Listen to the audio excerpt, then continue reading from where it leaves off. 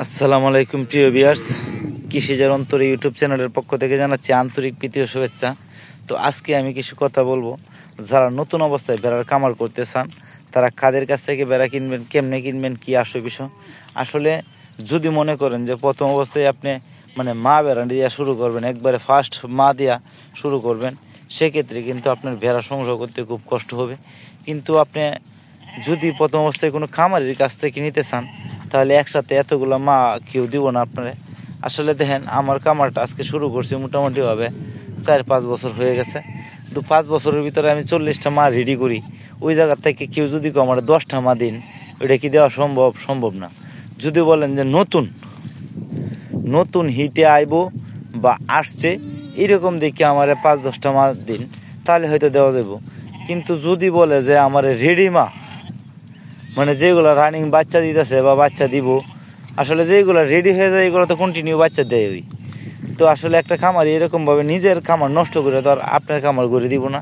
তো একটা বিষয় মাথায় রাখবেন, যার কাছ থেকে নিবেন, যেই কোনো যার কাছ থেকে নিয়েন, তো সর্বপ্রথম একটা বিষয় মাথায় রাখবেন যে এই ভেড়াগুলো কীরকম সুস্থ সবল আছে কিনা, ওইগুলো রীতিমতো ভেড়ারা দুধ দেয় কিনা, না ভেড়ারা দুধ কম দেয়, না বাচ্চা প্রোডাকশন কম দেয়। অনেক সময় আছে আপনি ভেড়া যদি কিনেন, হয়তো বা যেগুলা ব্যাপারী খামারি নামে যেগুলা ব্যাপারী, ওদের কাছ থেকে যদি আপনি ভেড়া নেন, সেক্ষেত্রে কিন্তু আপনার নানান ধরনের সমস্যার সম্মুখীন হইতে হইব। এমনও ভেড়া আছে ভাই, বাচ্চা দেওয়ার পরে বাচ্চা তাহে এক দেশ, ভেড়া তাহে আরেক দেশ। এটা আমার নিজের অভিজ্ঞতা আপনাদের কাছে শেয়ার করলাম।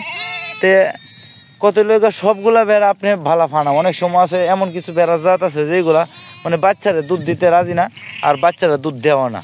তো এই ভেড়াগুলো যদি আপনি কিনেন প্রথম অবস্থায়, তারা লসের সম্মুখীন হবেন। তাইলে চেষ্টা করবেন সব সময় যে 3-4 বছরের অভিজ্ঞ খামারি আছে বা 5-6 বছরের অভিজ্ঞ খামারি আছে তার কাছ থেকে নিতে।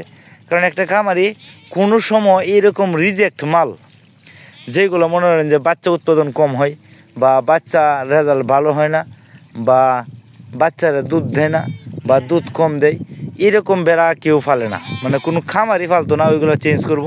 যেমন বর্তমানে মনে করেন যে আমার খামারের বয়স 5 বছর। এই 5 বছরের ভিতরে যেইগুলো মনে করেন যে আমার কাছে দুর্বল মনে হয়েছে বা বাচ্চা প্রোডাকশন কম দেয়, এগুলোর আমি বিক্রি করে দিছি বা সেল করে দিছি। তো আস্তে আস্তে মোটামুটিভাবে কিন্তু এখন আমার খামারে যে ভেড়াগুলো আছে মাশাআল্লাহ সবগুলো সুস্থ সবল আছে। তো প্রথম অবস্থায় কিনতে গেলে অবশ্যই একসাথে এতগুলো টাকা ইনভেস্ট করে একসাথে কেউ রেডিমা কিনতে চান না। যে প্রথম অবস্থায় হয়তো একজনের কাছ থেকে আমার কাছ থেকে রেডি হয়তো 4-5টা নিলেন, বা আরেকজনের কাছ থেকে 4-5টা নিলেন, এরকমভাবে 10-15টা দিয়ে শুরু করেন। পরবর্তীতে 1 বছর গেলে তো পরবর্তীতে আপনার ওই বাচ্চার অভাব পড়বে না, আপনি বিক্রি করতে পারবেন। তো প্রথম অবস্থায় কেউ এরকম রিস্ক নিয়ে খামার করেন না। আর কেটাতে খামারি কেটাতে ব্যাপারী, এটা জানা খুব সমস্যা। আর আপনারা অনলাইনে দেখবেন যে অ্যাভেলেবেল লোক পাইবেন প্রথম অবস্থায় যেই কোনো ধরনের মাছ, যেই কোনো ধরনের পাটা, যেই কোনো ধরনের গারল নিতে পারবেন। আসলে ওইগুলো কিন্তু ব্যাপারী। তো ধন্যবাদ সবাইকে, সবাই ভালো থাকেন, সুস্থ থাকেন। আর যে কোনো পরামর্শের জন্য চাইলে কল অথবা মেসেজ করতে পারেন। তো ধন্যবাদ সবাইকে, সবাই ভালো থাকেন, সুস্থ থাকেন, আমার জন্য দোয়া রাখেন। আসসালামু আলাইকুম।